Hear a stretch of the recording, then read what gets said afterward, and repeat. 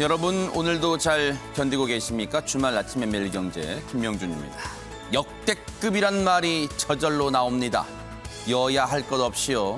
대선 후보 가족 관련 의혹이 쏟아져 나오고 있습니다. 누구를 지지하느냐 이런 차원을 넘어서 비호감 대선, 혐오의 대선이 될까 봐 걱정입니다. 서로 네가 더 나쁘다고 손가락질하는 여야를 보면서 국민은 참담함을 느낄 것 같습니다. 12월 18일 토요일 아침엔 매일경제 시작해 보도록 하겠습니다.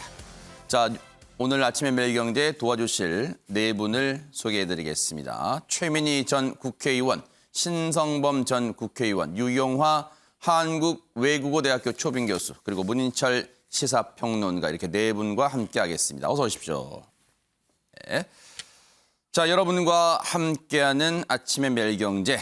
자, 오늘 첫 기사는 이 얘기를 안 해볼 수가 없습니다. 지금 코로나 상황이 심각합니다. 뭐 심각한 게 어제 오늘 얘기가 아니다 보니까 심각하다는 것도 좀 이렇게 체감이 더딜 것 같은데 오늘 아침에 조금 전에 방송 전에 이제 오늘 0시 기준에 확진자 현황이 나왔어요. 오늘도 7,000명대가 넘었는데 신규 확진이 7,314명. 그런데 더 걱정인 건요. 지금 자막 보이시죠?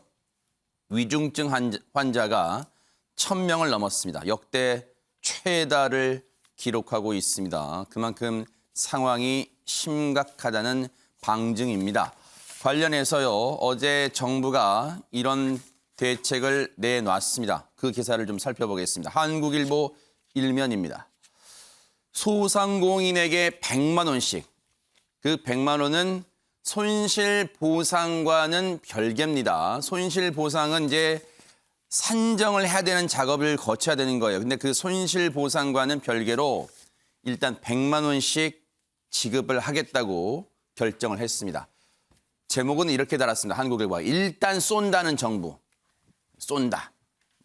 시쳇말 같은 표현을 썼어요. 쏜다. 일단 쏜다는 정부. 한파 속 검사 행렬.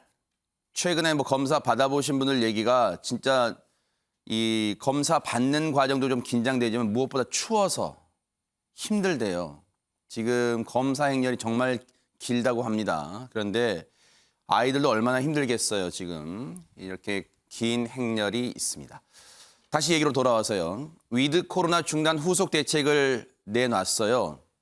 매출이 줄어든 매출 감소한 320만 명의 자영업자와 소상공인에게 방역 지원금을 주겠답니다. 그러니까 이 100만 원은 손실보상금이 아니라 여기 나온 것처럼 방역 지원금 차원에서 주겠다는 겁니다. 기사를 잠깐 읽어볼게요. 정부가 코로나19 사태로 매출이 줄어든 320만 명의 소상공인에게 손실보상과 별도로 100만 원의 방역 지원금을 지원한다. 손실보상 대상도 지금보다 더 넓히고 방역 물품도 현물로 지원하는 총 4조 3천억 원 규모의 지원 패키지도 발표했는데 이는 신문은 이렇게 보고 있습니다.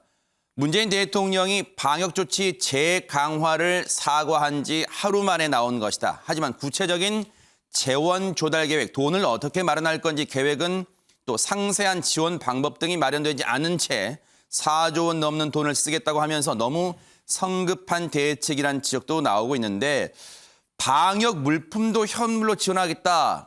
이 자영업자분들, 식당, 카페 이런 분들한테요. 운영하시는 분들한테 어떻게 하겠다는 건지 이쪽 가보겠습니다.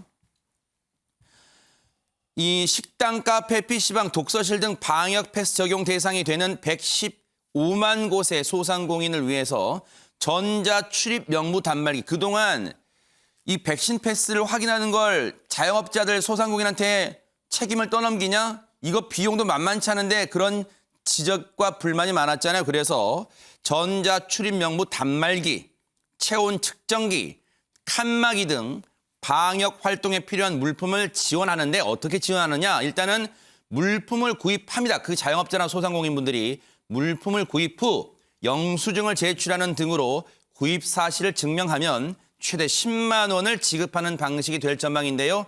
여기에 약 1,000억 원의 예산이 들어갈 것 같다고 합니다. 중앙일보 기사 하나 더 보고 우리 유영하 교수님한테 갈게요. 중앙일보 일면은 이렇게 100만 원을 쏜다. 정부가 밝혔는데 그러면 그걸 이제 받아들이는 분들의 생각, 입장은 뭘까 궁금하잖아요. 소상공인분들은요. 100만 원의 방역 지원금 턱없이 미흡하다. 여전히 불만입니다. 왜냐? 이거 가지고는 한 달 임대료도 안 된다.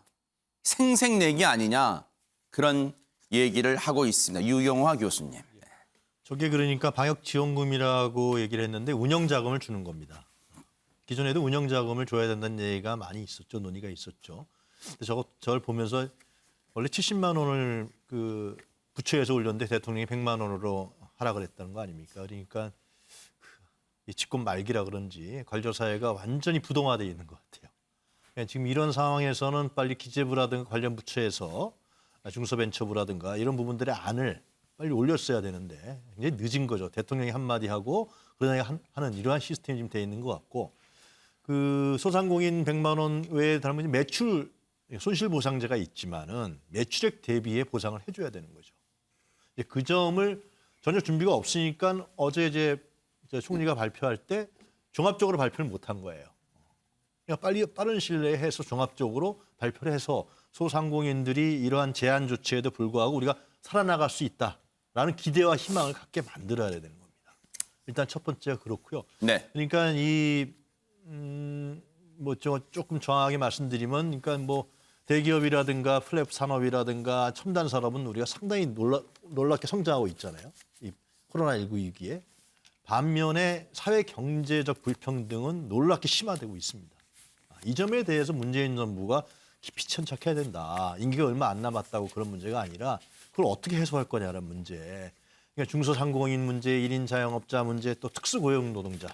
불안정 계층의 노동자들이 우리나라에 780만이나 됩니다. 이들이 완전히 지금 이제 이 양극화 현상에서 코로나19에서 생존에 대한 위기로 몰리고 있거든요. 네. 이 문제에 대해서 어떻게 지원하고 대안을 내걸 건가. 네. 민주당도 이런 고민을 해야겠죠. 이런 부분에 대해서 소상공인만 지원하지 말고 이런 부분에 대해서 깊숙이 고민하고 지원해서 코로나19로 야기된 사회 경제적 불평등 문제를 어떻게 해소할 거냐. 이 부분에 대한 전 적극적이고 심도 깊은 연구를 통해서 빠른 시일 내에 대안을 내세워야 된다 생각합니다. 사실 이제 자영업자분들, 소상공인분들은 이런 찔끔 지원금 말고 지금 여러 차례 기사를 접하셨겠지만 일상 회복된 이후에 한 45일, 뭐 일각에도 뭐 47일 만에 오늘까지 치면 47일 만입니다. 다시 그 이제 일상 멈춤이 되면서 연말에 송년회 같은 거 다 이 예약 받아놨던 거 취소를 연락을 받고 지금 망연자실하게 텅 빈 가게에 앉아 있는 그런 이 자영업자분들 모습을 보셨을 거예요. 뉴스를 통해서. 차라리 이런 지원금 말고 연말에 가게 문 열 수 있게 해달라, 영업할 수 있게 해달라 이제 그런 목소리를 내고 계신 거예요. 그런데 이런 가운데 다음 기사 보겠습니다. 이제 오늘 0시부터 이제 새로운 거리두기 강화된 게 이제 적용됐잖아요. 그동안에는 뭐 식당, 카페 등 6명까지 뭐 가고 했는데 이제 제한이 됩니다. 그런데 그 대상 중에 이제 국민일보 일면은 종교 활동, 꼭 뭐 교회 예배뿐 아니라 종교 활동을 다 아우릅니다. 종교 활동, 미접종자를 포함할 땐 정원의 30%까지만 허용할 방침이란다. 그렇게 되면 큰 교회 같은 경우 예를 들면요. 총원 최대 299명까지만 허용하기로 했습니다. 두 가지를 선택해야 된대요. 여기 기사를 읽어볼게요. 예배 등 정규 종교 활동을 진행할 땐 두 가지 인원 제한 방식 중 하나를 선택해야 한다. 첫 번째가 뭐냐? 수용 정원의 70%까지 허용되는 첫 번째 방식으로 예배를 보려면 단 한 명의 미접종자도 끼어서는 안 된대요. 그러면 PCR 음성검사 확인서 내면 돼요? 그 설명을 하고 있습니다. 유전자 증폭 PCR 검사 결과 음성 진단서 또는 몸 상태 때문에 백신 못 맞았어요 라는 소견서를 지참해도 예외로 인정받을 수 없대요. 백신 패스 예외가 안 된다는 거예요. 이 종교활동에서는요. 그래서 이들처럼 현재 방역 패스 적용 대상에서 제외되어 있는 18세 이하나 완치자도 예배에선 예외 없이 미접종자로 분류돼서 예배나 이 불교에서도 이 법회에 참석을 못한다. 그렇게 돼 있습니다. 상당히 강화된 기준을 적용했습니다. 접종 완료자만 참석할 때는 70%까지 하지만 미접종자가 한 명이라도 들어가면 30%까지만 허용한다. 그렇게 방침을 내세웠습니다. 다음 기사 보겠습니다. 그렇게 되다 보니까 이제 중요한 게 뭐냐? 공통적으로 제기되는 겁니다. 동아일보 일면 50세 이상 1,000만 명의 부스터샷 추가 접종을 말하는 거죠. 백신 추가 접종. 2주 내에 끝마쳐야 된다. 2주는 바로 지금의 오늘부터 시작된 강화된 거리두기 내년 1월 2일까지죠. 그 2주를 말하는 겁니다. 2주 내에 끝마쳐야 된다는 지금 절박함이 있다. 코로나 방역 운명의 2주 3대 과제 첫 번째 고위험군 3차 접종으로 방어병을 강화해야 된다. 격리 해제된 중환자용 병상 확보해야 된다. 오미크론 대처 역학조사를 재정비해야 된다. 이런 얘기가 나오고 있습니다. 사진 하나 볼게요. 명동거리인데요. 사실 최근에 명동에 가보신 분 아시겠지만 명동에 특히 1층에 있는 점포들요. 거의 문 닫았답니다. 정말로 좀 심하게 말하면 유령도시 비슷하게 됐대요. 지금 명동에 구세군들이 자선 냄비 앞에 있습니다만 정말 텅 빈 거리 이분들도 힘드실 거예요. 다음 기사 하나 더 보고 문인철 평론가님 갈게요. 동아일보 3면은요.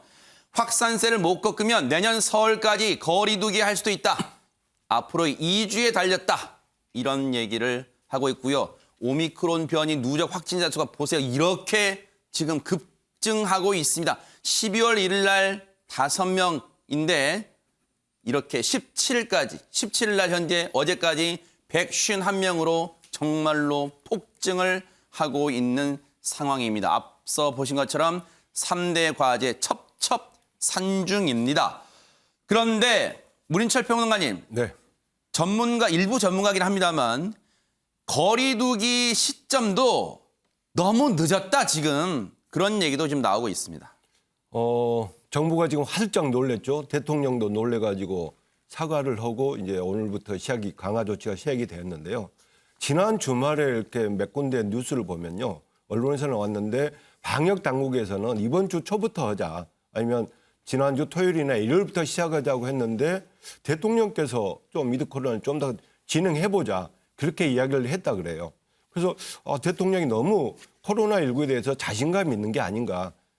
그 자신감의 그 근원은 어딜까? 이렇게 제가 생각해 보면은 코로나19 위기 상황에서 대통령 지지율이 매우 높습니다. 지금 임기 말인데도 불구하고 역대 그 어느 대통령보다 높거든요. 그 자신감이 지나친 게 아닌가. 그래 놓고 이제 호주를 가버리니까 결제를 못해서 또 이렇게 늦어진 거잖아요. 주중에도 할 수가 있었는데. 저는 이럴 때 국무총리 역할에 대해서도 한번 생각해 봅니다. 대통령이 이렇게 조금 결정을 못 오고 이 긴급한 상황인데도 자꾸 다른 말씀을 하시면은 총리가 좀 강하게 건의를 해서 내가 하겠습니다. 이렇게 해서 그런 리더십을 비춰야 되는데 총리도 그런 것에 대해서 실기를 하지 않았나. 그래서 어차피 코로나19가 정말 오지 않고 확대가 안 되는 것은 우리 모두가 바라는 거 아니겠습니까? 그런데 이렇게 더 병세가 많아지고 사망자가 많아지고 그랬을 때는 또 이렇게 강화 조치를 할 수밖에 없잖아요. 그런데 그때 실기를 했다는 게 정말 사람만 더 죽어나가는 상황이 되지 않았나 상당히 안타깝습니다. 정은경 질병관리청장이 엊그제 그런 얘기를 하더라고요. 지금 멈추지 않으면 다음 달에는 확진자가 2만 명 달할 수도 있다. 근데 국민 여러분들께서 화가 나실 것 같아요. 그러면 지금까지 방역당국 뭐 하다가 이제 와서 강 건너 불구경하듯이 다음 달이면 2만 명까지 갈 수 있다 이런 말을 하는 겁니까? 방역 당국이 지금까지 최선의 노력을 다 했습니까? 전문가들의 지적은 귀담아 들었습니까? 라고 물어볼 수밖에 없을 것 같습니다.